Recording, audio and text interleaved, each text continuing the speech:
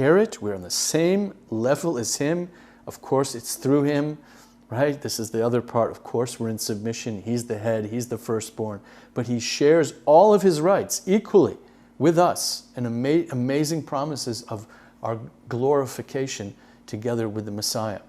And that even more, the whole creation is groaning, eagerly expecting to see the revelation of us, the children of God, in our full resurrection glory, like the stars in the heavens. Again, we have these relationships, the Father and the Son, equality and submission.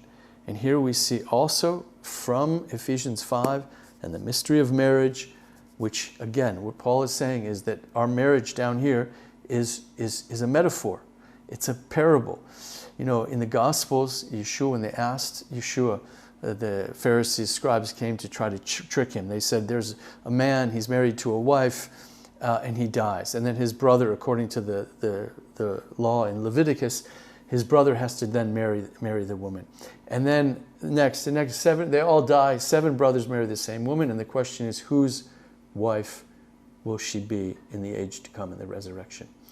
Yeshua says, you guys don't understand because you don't know the power of the resurrection. You don't know that we will be like the angels and we won't be given in marriage. We're not going to be marrying and procreating. This marriage in this world is a temporary thing. It's not going to exist in the resurrection as it exists now. This is what Ephesians 5, the mystery, it's saying. It's designed, and I'm speaking to all of you who are married, of course, as husbands and wives. The command part, right, or the moral part, submission. Wives, submit to your husbands. Husbands, love your wife just like you love your own body, and serve her and sanctify her just like Christ does for the church. If we just teach those things, wow, it's hard. It's not easy.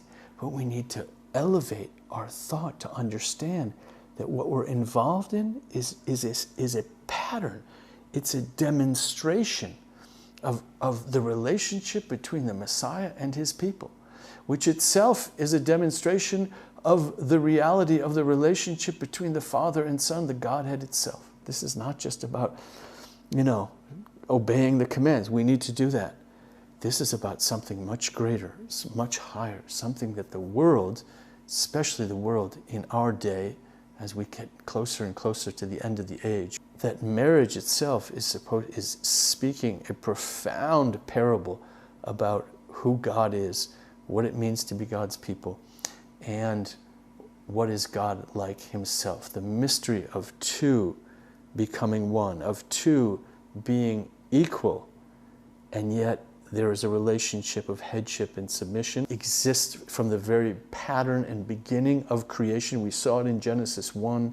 You'll see it in Genesis 2 before the fall in Genesis chapter 3. And now that we're redeemed and in salvation, then we can, as we grow in sanctification, then we would get rid of that.